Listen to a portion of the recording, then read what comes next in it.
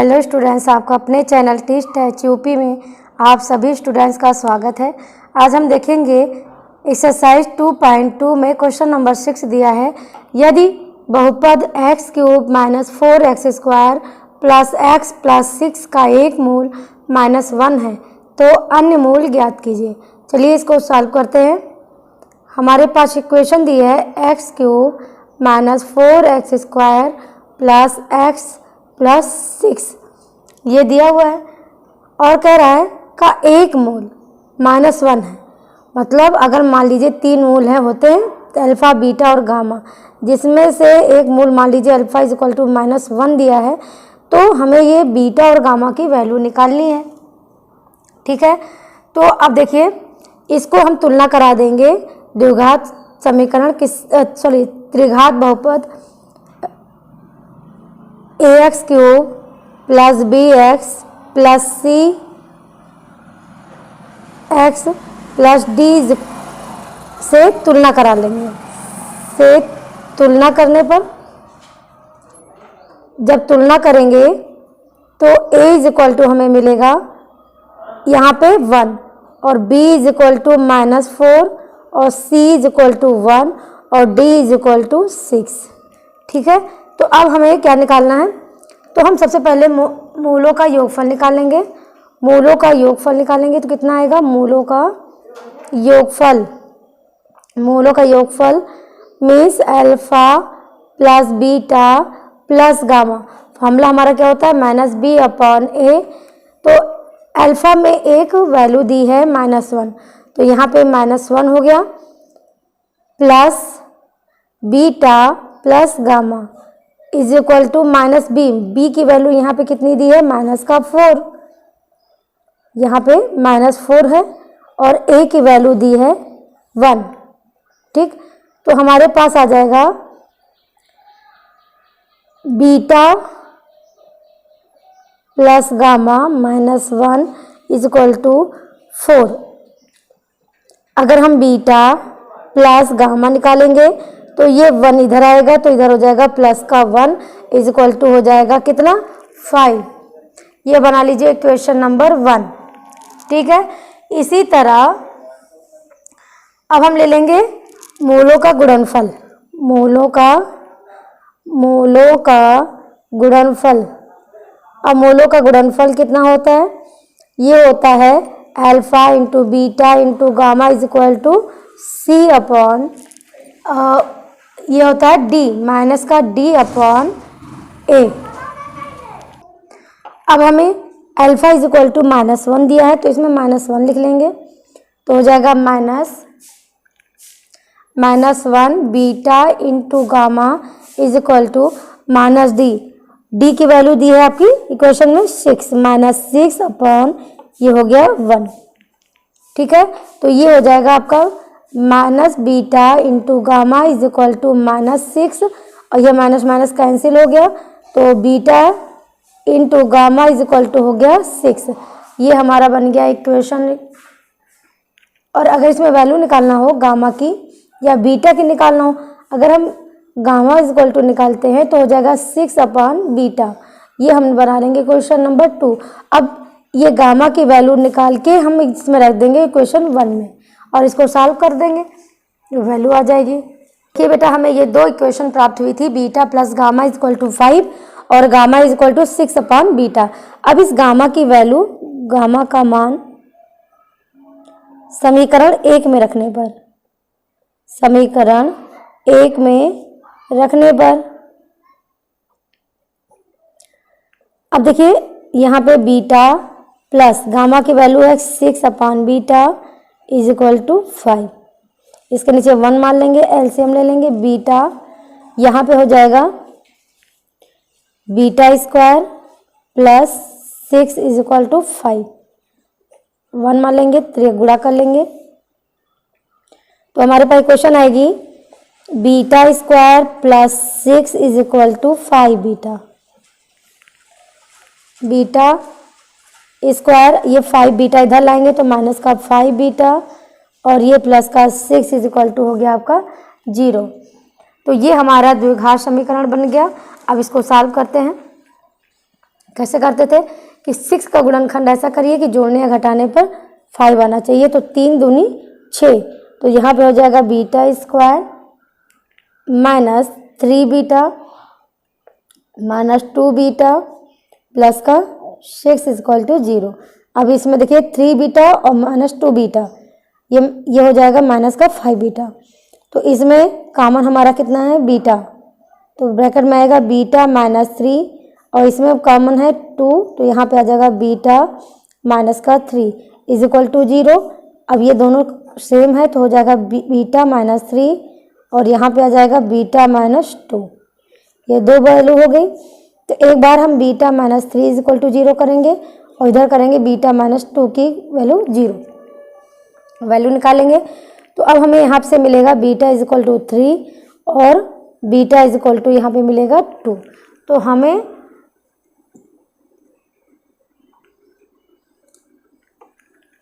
Beta के दो मान ज्ञात हो गए 3 और 2।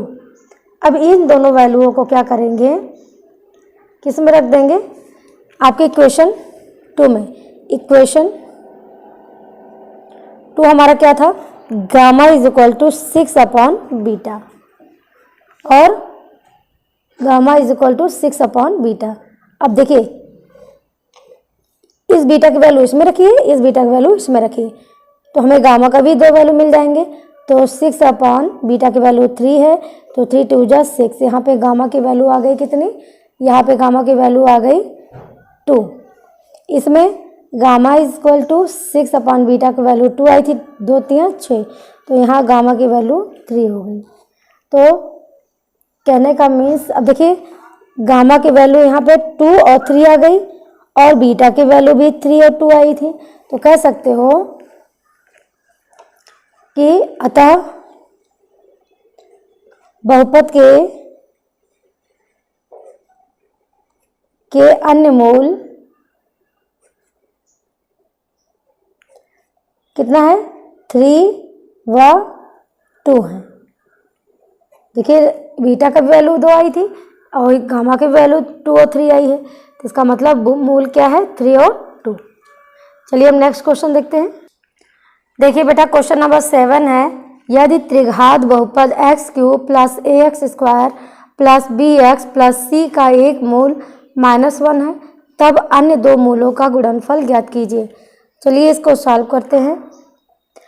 त्रिघात बहुपद हमारा दिया है, त्रिघात बहुपद ये हमारा ऑलरेडी दिया हुआ है, X cube plus A X square plus B X plus C, ठीक है।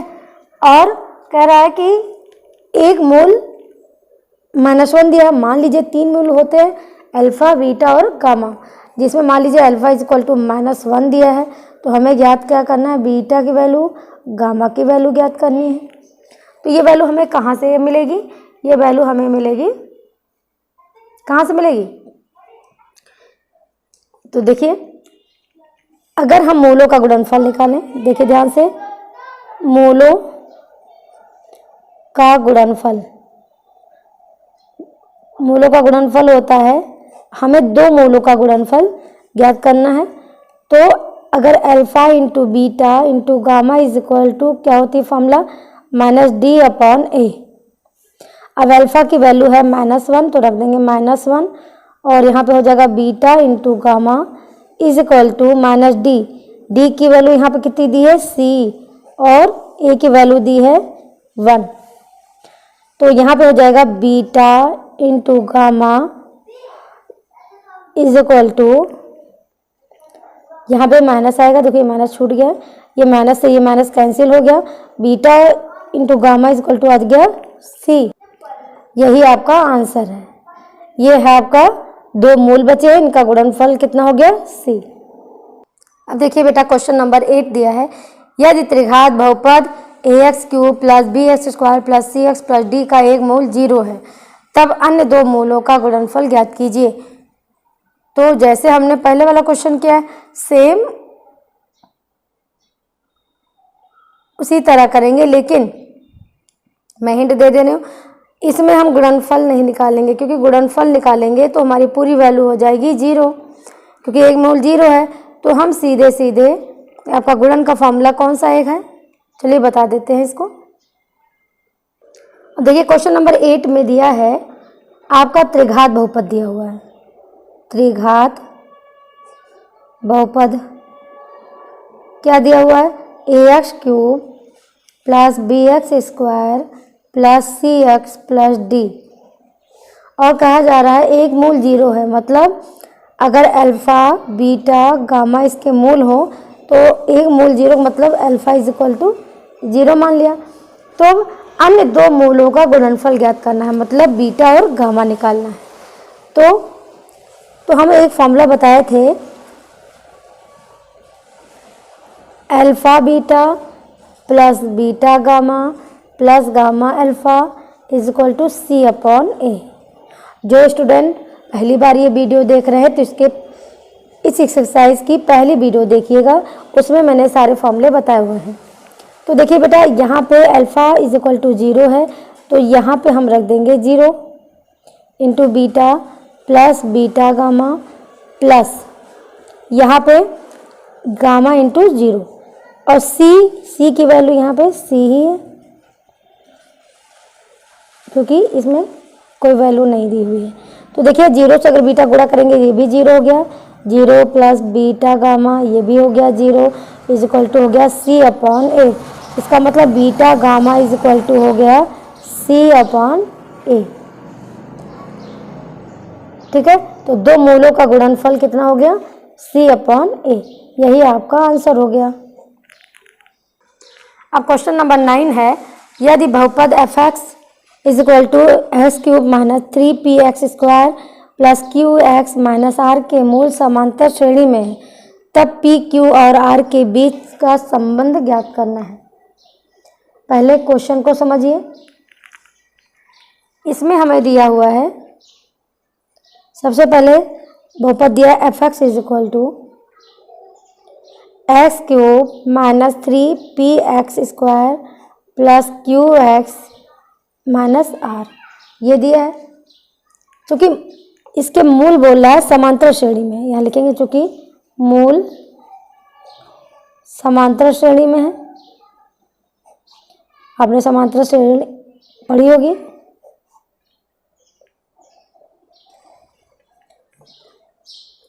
अगर मूल समांतर श्रेणी में है तो मानेंगे अल्फा इज इक्वल टू मान लेंगे ए माइनस डी, और beta is equal to A, और gamma is equal to A plus D. जब आपका मूल समांतर श्रेणी में होता है तो ए माइनस डी ए और ए प्लस डी। ठीक है, ये आपके मूल हो गए। अब देखिए, अब इसके बाद मूलों का योगफल निकालेंगे, क्योंकि दिया है तब पी क्यू आर के बीच संबंध ज्ञात कीजिए। पी क्यू आर मतलब पहले alpha plus beta plus gamma, आपका क्या होता है formula minus B upon A. Alpha is equal to क्या दिया हुआ है यहाँ पे A minus D, beta is equal to दिया है ए, और गामा इज इक्वल टू दिया है A plus D is equal to हो गया माइनस बी। बी देखिए इसमें क्या है, माइनस का 3 है, तो यहाँ पे हो जाएगा माइनस का 3, और ए की जगह हो गया आपका 1, और ये माइनस 3 पी है, पी छूट गया था, पी है। अब देखिए हमारे पास कितना हो गया, A minus D plus A plus D is equal to minus minus plus हो गया, ये हो गया 3p। अब इसमें कैंसिल देखो क्या हो रहा है, डी से माइनस ये कैंसिल हो गया, ए प्लस ए, ये आप क्या हो गया 3a is equal to 3p, तो 3 कैंसिल हो गया, तो a इज इक्वल टू कितना आ गया आपका p। इसको हम बना लेते हैं क्वेश्चन 1। अब हमें दिखाना क्या है, पी क्यू आर में संबंध दिखाना है, तो अब हम दूसरा फॉर्मूला यूज़ करेंगे। इसमें आपने पढ़ा alpha beta plus beta gamma plus gamma alpha is equal to होता है C upon A. Alpha beta मतलब आपने अल्फा बराबर मूल माना कितना, ए माइनस डी, और बीटा बराबर माना था ए हो गया, प्लस ए गामा होता A plus D plus A plus D into A. यहाँ पे अल्फ़ा की वैल्यू हमारी है A minus D is equal to C upon A. अब देखिए सी की वैल्यू हमारी है सी की जगह हमारा है क्यू, तो हो जाएगा क्यू अपॉन ए की जगह 1 है, ये 1 हो गया। अब हमारा इक्वेशन 1 कहता है ए इज इक्वल टू पी, तो हम ए इज इक्वल टू यहाँ पे रख देंगे पी। ठीक है, रख देंगे तो यहाँ पे लिखेंगे रखने पर, तो हमारे पास इक्वेशन बन जाएगी। तो ये p माइनस डी हो जाएगा, यहाँ पे p हो जाएगा plus p plus D plus p plus D into p minus D is equal to Q. अब देखिए यहाँ पे हो जाएगा, अंदर इंटू करा देंगे तो p square minus P D plus P square plus P A P D plus, अब यहाँ पे देखिए एक प्लस है एक माइनस है, तो आपका फॉर्मूला बन गया P square minus D square is equal to हो गया क्यू। अब जो कैंसिल आउट होने वाला कैंसिल कर दीजिए। ये देखिए यहाँ पे डी स्क्वायर है, यहाँ पे पी स्क्वायर है, और तो यहाँ पे एक P square, 2 P square, 3 P square, तो यहाँ हो जाएगा 3। ये देखिए माइनस का पी डी है, प्लस का पी डी कैंसिल हो गया, P square P square P square, तो हो गया 3 पी स्क्वायर माइनस का D square is equal to Q. तो हमारा ये बन गया इक्वेशन नंबर 2। ठीक, अब आगे देखते हैं। अब इसी में हम तीसरा फॉर्मूला निकालेंगे, alpha into beta into gamma. ठीक है, तो ये फॉर्मूला क्या होता है, माइनस डी अपॉन ए। अब अल्फ़ा इज इक्वल टू हमारा कितना माना था, ए माइनस डी। ठीक है, और बीटा इज इक्वल टू हमारा क्या था, ए, और गामा इज इक्वल टू था A plus D is equal to D. D is equal to है माइनस का आर अपॉन ए आपका 1 है। तो हमारे पास क्या हो गया इक्वेशन, देखिए A minus D A plus D है, ये आपका सीधे फॉर्मूला बन गया। तो ए गुणे A square minus B square, sorry B की जगह डी है। ठीक है, तो ये हमारा फॉर्मूला, अगर कहीं एक प्लस में एक माइनस में होता था तो क्या हो जाता था, अगर ए स्क्वायर माइनस बी स्क्वायर का सूत्र होता है क्या, एक ब्रैकेट में ए प्लस बी, एक ब्रैकेट में ए माइनस बी। तो देखिए ए माइनस यहाँ डी है, ए प्लस डी है, इसका मतलब ए का स्क्वायर माइनस का डी स्क्वायर इक्वल टू, ये माइनस माइनस प्लस हो गया, ये हो गया आपका आर हो गया। ठीक है, अब देखिए ये हमारे पास हो गया। अब हमें इसी जो है, ये जो हमारा एक इक्वेशन ये बन गया। अब इसमें इसको बना लेंगे समीकरण नंबर 3। अब समीकरण 1 से A is equal to P, और समीकरण 2 से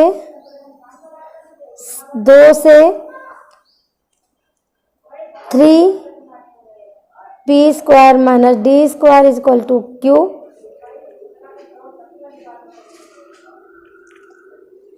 देखिए बेटा, अगर इसमें हम D square is equal to निकालते हैं, ये क्यू इधर भेज दें, तो ये 3p square minus Q is equal to हो जाएगा डी स्क्वायर।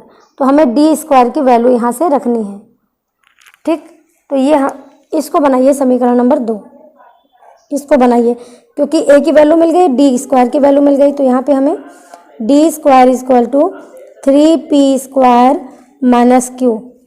ठीक है, इसकी जगह पे हम ये रखेंगे D square 3p square minus Q. समीकरण 1 से ए बराबर p, समीकरण 2 से D square 3p square minus Q रखने पर किसमें, समीकरण 3 में रखेंगे। तो ए इक्वल टू यहाँ पे रख देंगे p गुणे यहाँ हो जाएगा ए स्क्वायर माइनस, अब डी स्क्वायर की वैल्यू हम रखेंगे, तो ये बड़ा ब्रैकेट बना लीजिए, और यहाँ पे डी स्क्वायर की वैल्यू रखेंगे तो हो जाएगा 3p स्क्वायर माइनस का क्यू, ये ब्रैकेट क्लोज हो गया, तो हो जाएगा p